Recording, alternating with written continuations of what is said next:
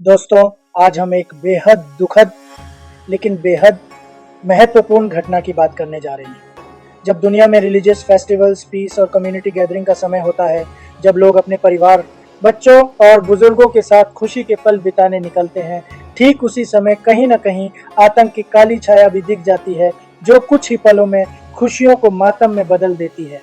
दिसंबर 14, 2025 को ऑस्ट्रेलिया के सबसे प्रसिद्ध समुद्र तट बॉन्डी बीच, सिडनी में, जहां यहूदी समुदाय हनुका यानी रोशनी, उम्मीद और विश्वास के त्योहार का सेलिब्रेशन कर रहा था, वहां अचानक एक भयानक टेररिस्ट अटैक हुआ।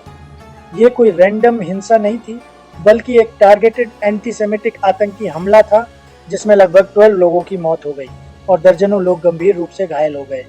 यह घटना सिर्फ ऑस्ट्रेलिया तक सीमित नहीं रही, बल्कि इसने पूरे वर्ल्ड को हिलाकर रख दिया और यह सवाल खड़ा कर दिया कि क्या आज की दुनिया में कोई भी पब्लिक प्लेस सच में सेफ है।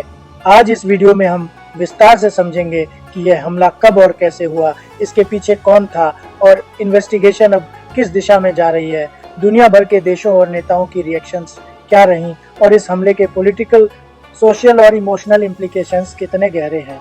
बॉन्डी बीच, जिसे ऑस्ट्रेलिया का कल्चरल आइकॉन कहा जाता है, जहां हर दिन हजारों लोग घूमने आते हैं, उसी जगह उस शाम ज्यूइश कम्युनिटी का पब्लिक फेस्टिवल चल रहा था।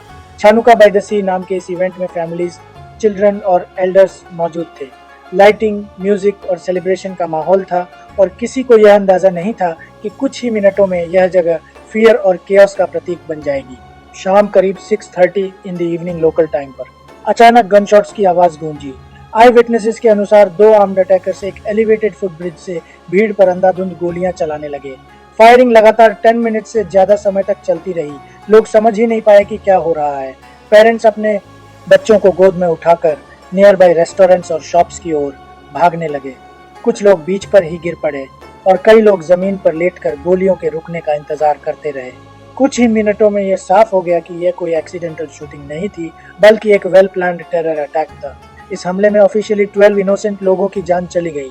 अराउंड 29 लोग गंभीर रूप से घायल हुए, जिनमें 2 पुलिस ऑफिसर्स और 1 चाइल्ड भी शामिल थे। कई घायलों की हालत क्रिटिकल बताई गई और उन्हें तुरंत हॉस्पिटल्स में भर्ती कराया गया। पुलिस रिस्पॉन्स तेज था, लेकिन डैमेज पहले ही हो चुका था। 1 अटैकर को मौके पर ही न्यूट्रलाइज कर दिया गया, जबकि 1 सस्पेक्ट को घायल अवस्था में कस्टडी में लिया गया। सिक्योरिटी एजेंसीज इस पॉसिबिलिटी की भी जांच कर रही हैं कि कहीं कोई थर्ड अटैकर इस हमले से जुड़ा तो नहीं था। ऑस्ट्रेलिया के लिए यह घटना रीसेंट हिस्ट्री की सबसे डेडली मास शूटिंग इंसिडेंट्स में गिनी जा रही है, जिसने पूरे देश को शॉक में डाल दिया। इस भयानक हमले के दौरान इंग्लैंड क्रिकेट टीम के फॉर्मर कैप्टन माइकल वॉन भी उसी इलाके में मौजूद थे। एशेज सीरीज कवरेज के सिलसिले में ऑस्ट्रेलिया में मौजूद वॉन जैसे ही गनशॉट्स की आवाज सुनी, उन्होंने सेकंड्स में फैसला लिया और पास के एक रेस्टोरेंट में घुसकर छिप गए। बाद में उन्होंने सोशल मीडिया पर बताया कि कैसे कुछ ही पलों में माहौल पूरी तरह बदल गया और कैसे फियर ने हर किसी को बराबर कर दिया, चाहे वो आम नागरिक हो या इंटरनेशनल स्पोर्ट्स पर्सनैलिटी। उनकी यह कहानी दिखाती है कि आतंकवाद किसी की पहचान नहीं देखता, वह बस मौका देखता है। ऑस्ट्रेलियन पुलिस और इंटेलिजेंस एजेंसीज ने बहुत जल्दी क्लियर कर दिया कि यह कोई रैंडम एक्ट ऑफ वायलेंस नहीं था। इन्वेस्टिगेशन के अनुसार यह एक टारगेटेड एंटीसेमिटिक टेरर अटैक था। हनुका जैसे रिलीजियस फेस्टिवल को जानबूझकर चुना गया, जिससे मोटिव पूरी तरह स्पष्ट होता है। क्राइम सीन से इम्प्रोवाइज्ड एक्सप्लोसिव डिवाइसेस भी बरामद किए गए, जो ये साबित करते हैं कि अटैकर्स सिर्फ गन फायर तक सीमित नहीं रहना चाहते थे। ऑस्ट्रेलियन इंटेलिजेंस एजेंसी ASIO ने यह भी स्वीकार किया कि 1 सस्पेक्ट पहले से रेडर पर था, लेकिन उसे इमीडिएट थ्रेट नहीं माना गया था और अब यही बात सिक्योरिटी फेलियर पर गंभीर सवाल खड़े कर रही है। भारत के प्राइम मिनिस्टर नरेंद्र मोदी ने इस आतंकी हमले पर गहरा दुख व्यक्त किया और इसकी कड़ी निंदा की।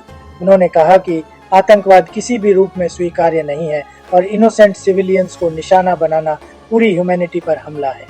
इंडिया ने ऑस्ट्रेलिया के साथ सॉलिडेरिटी व्यक्त की, विक्टिम्स के फैमिलीज के प्रति कंडोलेंसेस जताएं और इंजर्ड लोगों के शीघ्र रिकवरी की कामना की।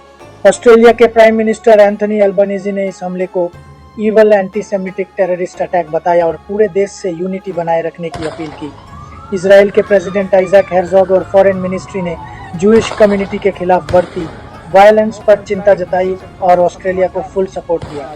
यूनाइटेड स्टेट्स, यूरोप और कई इंटरनेशनल ऑर्गेनाइजेशंस ने भी इस हमले की कड़ी निंदा की और टेररिज्म के खिलाफ कलेक्टिव एक्शन की जरूरत पर जोर दिया। ऑस्ट्रेलियन नेशनल इमाम्स काउंसिल का स्टेटमेंट यह दिखाता है कि यह लड़ाई रिलीजन की नहीं बल्कि ह्यूमैनिटी की है।